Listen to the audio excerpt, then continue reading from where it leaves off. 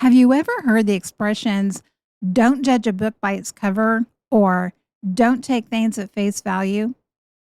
That absolutely applies to what we're going to be looking at today. Because I will tell you, at face value, the third chapter of Nehemiah can kind of read like wah, wah, wah, wah, wah, wah, wah, wah, wah.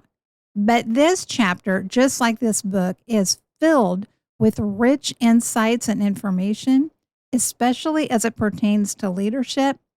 And if you don't see yourself as a leader, well, stay tuned because hopefully you will have that mindset turned around. If your desire is to become spiritually stronger, emotionally healthier, and relationally smarter, you're at the right place. Speaker and writer Stephanie Smith inspires and equips you to achieve these three key aims. If you're a parent, you'll also learn how to raise empowered kids, ready for adulthood. Let's get started. It's easy to think of leaders as only being the people in front, the people on the stage, the people with the positions and the titles. But the truth is, everyone is a leader. And I don't mean that in some woo-woo kind of way, but everyone is a leader of themselves because the reality is we all lead ourselves. And if we look around, it is likely that what we would see if we looked at it with fresh eyes, that we actually serve as leaders in many other capacities, even if we don't have the position or the paycheck or the title that comes along with it. And if you're a parent, you are absolutely a leader. We've been trekking through the Old Testament book of Nehemiah, and this book is incredibly rich in insights in leadership. One of the things as we look at the third chapter is we see that the whole chapter is pretty much a record of who built what. And it can just read like, wah, wah, wah, wah, wah. What's the big deal? Who cares? Nothing here of any real value to me. But that is not the case. So why does Nehemiah record this person and this group of people, and they were responsible for building the wall from here to here, and they set these gates and yank, yank, yank? Well, for Nehemiah, it was an important record, probably for several reasons. And I don't want to be so arrogant as to assume that they were, because he doesn't specifically say, this is why I am keeping this record. But we can infer some things from the rest of the book and also just from history and common sense. First of all, it may have been that King Artaxerxes wanted specific details and information about what was going on. If you've been trekking with us through this study, then you know that Nehemiah was a top official in the king's court, and giving him up to go back to Jerusalem and head up this mission was a sacrifice on King Artaxerxes' end. He didn't want Nehemiah to leave. Matter of fact, he had asked him, how long are you going to be gone? He had allowed Nehemiah to go back to take on this project and to lead its completion. But he had highly valued Nehemiah's service in his position. He also had sent Nehemiah back with a military escort, and he had given him basically like a blank purchase order for timber, and he had the king's full support. The king was going to expect some kind of news in response to this. He had a vested interest in whether this project was being done or whether Nehemiah had just gone back to Jerusalem and was just living it up back there with the people. The other benefit of this record is that it was important for the Jewish people to keep their history, to keep a written history. And it may have been the equivalent of what we might think of today as a historian's record or a court reporter's notes, or even like in a business meeting where it is required, or it's just good sense to keep a record of what's said, what's done, who's accomplished what, so on and so forth. It may have been for additional reasons as well. We just don't know all of that. But what we can apply from this are a couple of things. The first is give credit where it's due, and preferably in a way that is documented. If you are working with other people, or even in your own family, have a way to give public recognition to people's accomplishments and give credit to them where it's due. Businesses have things like the employee of the month, and they have put their picture up in a public place or maybe in the break room. Things like that matter. And the more that you can give credit where it's due and to show people's accomplishments, the more you will build a culture of generosity, of value, of respect, and of appreciation. The second principle we can take away from this record is that there's a celebration of accomplishment. There's an expression that says, what gets celebrated gets repeated. If you want to see someone's behavior in a positive way continue to happen, celebrate it. Now, I'm not talking about every single time, for example, if you have a kid that they go pick up their shoes, that you throw a party for them. Of course, this can become kind of ridiculous, taken to an excess. But there is something in the human heart that values being recognized. And that's not always sinful and selfish and conceited. There is something within us that wants to know that we matter and that the choices that we have made matter. So, what gets celebrated gets repeated. The second item that we can take away from this third chapter is the realization that no matter what great project you're working on, and no matter how many people it's going to benefit, some people will think working on that is beneath them. As the Israelites here are rebuilding these walls, this is hard, physical, manual labor. And in verse 5, there's this little line that records with this one group of people that were working. It has this little notation that says, but their nobles would not stoop to serve their Lord. Some people just won't pull their weight. They will look at something, even if it's in their benefit, and they will think, I'm above that. That kind of work is beneath me. That's one of the reasons why when I was still teaching in the classroom, I did not like and I didn't give cooperative group projects that affected students' grades unless every grade was only going to be dependent on the work that somebody else brought. Because the reality is you get two or more people together and there is a human tendency for some people to say, I'm going to sit back and I'm going to let others do the work. That's beneath me. A third item that we see in this chapter are because of these little notations that Nehemiah adds. And in comparison to these other rulers who thought, oh, that work is just beneath me, I'm not going to be engaged in that. We see another one of Jerusalem's rulers who gets to work rebuilding the walls with his daughters. Nehemiah makes a note of that. Now, it wasn't like for all the other women who weren't there working on the walls, it wasn't like they were all sitting at home watching Netflix. Remember that these were people who lived in these surrounding small villages around Jerusalem, most of them. We know that these weren't all people that were living inside the city of Jerusalem. They still had businesses, animals, farms to take care of.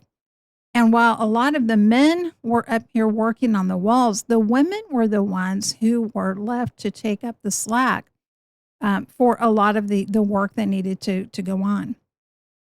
Don't be afraid to let your daughters engage in hard physical labor. When I was growing up on a small Kansas farm, and my father and mom farmed row crops for a good number of years while I was growing up.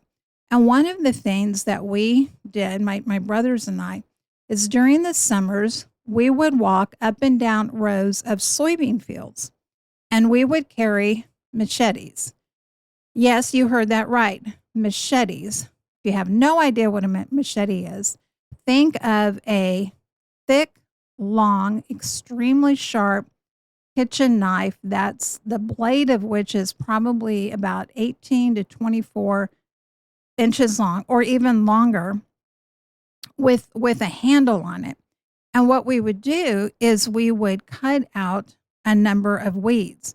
Now, we didn't just lop off their tops. We had to get down at ground or for some weeds, even below ground level to cut these out. And if we were careless and we didn't cut them off at or below ground level, they would spring right back up and they would be.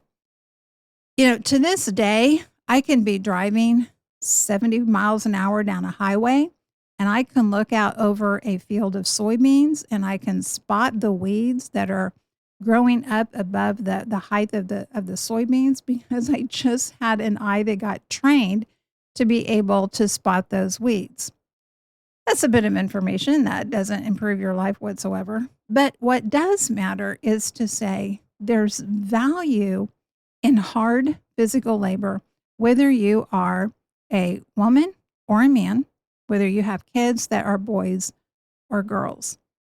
Something else that's interesting here that we see that Nehemiah points out, he takes the time to make a special note of.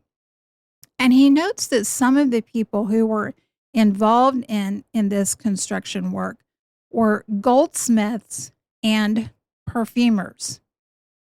These men are way outside of their career comfort zone. I mean, if you are mixing herbs and oils and essential oils, and then all of a sudden, without any time for training, you are mortaring major blocks and stones together, and you're having to clear out rubble, that's going to be a bit of a significant whiplash, career whiplash. Here's what we can take away from this. Number one is don't discount what you are capable of that may be way outside your comfort zone. And secondly, don't discount what other people are capable of by pigeonholing them according to their resumes or their career fields.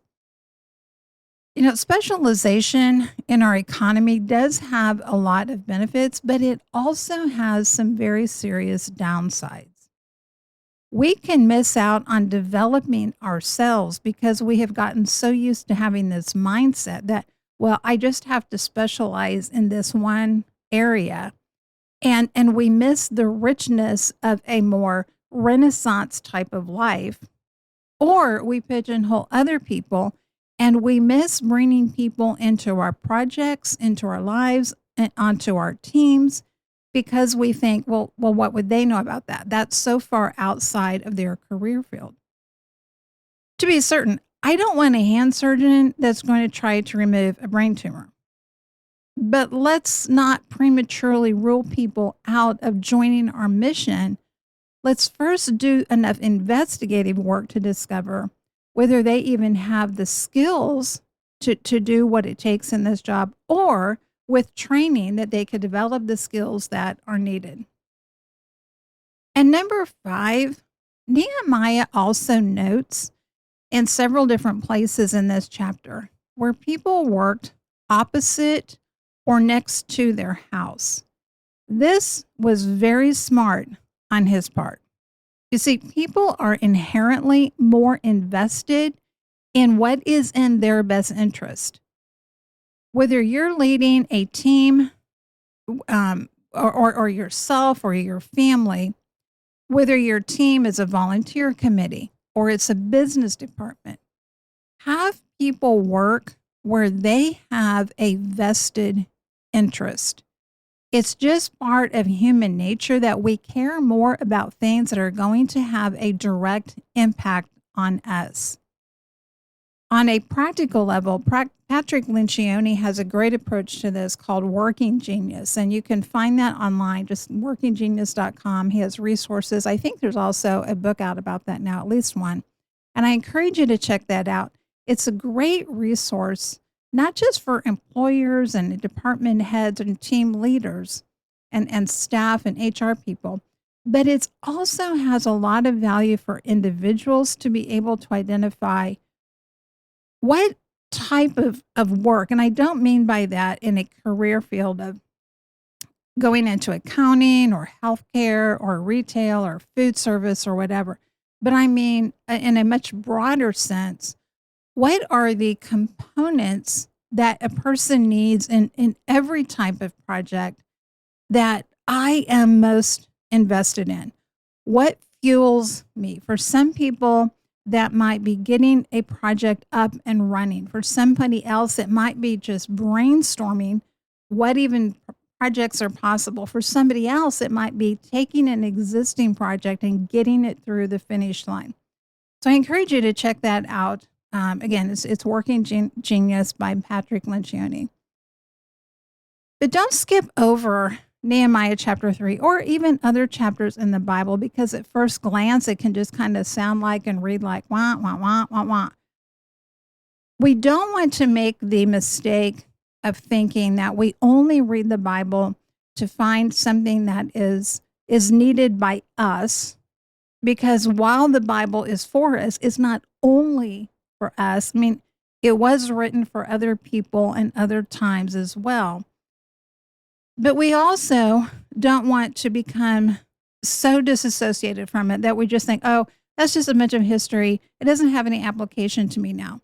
If you're willing to invest the work to read, to let something marinate, maybe to read it over and over and over again, and to really dig into it, you're able to see principles just like these 5 principles that are in this short chapter, which again is almost entirely a listing of who did what rebuilding this wall. But because Nehemiah throws in these little notes, we're able to pull out some rich nuggets there as well. You know, my hope as you listen to this podcast is not just that you come back and listen to the podcast every week. Yes, I hope you do that. But I don't want you to only do that. I want you to pull that Bible off of the shelf.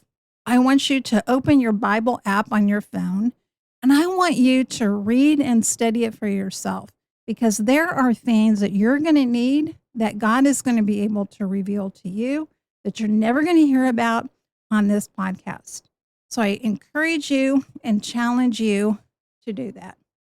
All right, my friend. Well, that's going to wrap us up for today. I hope you can find some ways to apply those 5 insights. And remember this, you have an impact that is immeasurable, eternal, and irreplaceable. See you next time. Thank you for listening. Visit the website stephaniepresents.com and sign up for High Impact to join the mission of building spiritually strong, emotionally healthy, and relationally smart women and families. You can also book Stephanie to speak at your event and check out additional resources. Together, we can invite and equip generations to engage fully in God's grand story.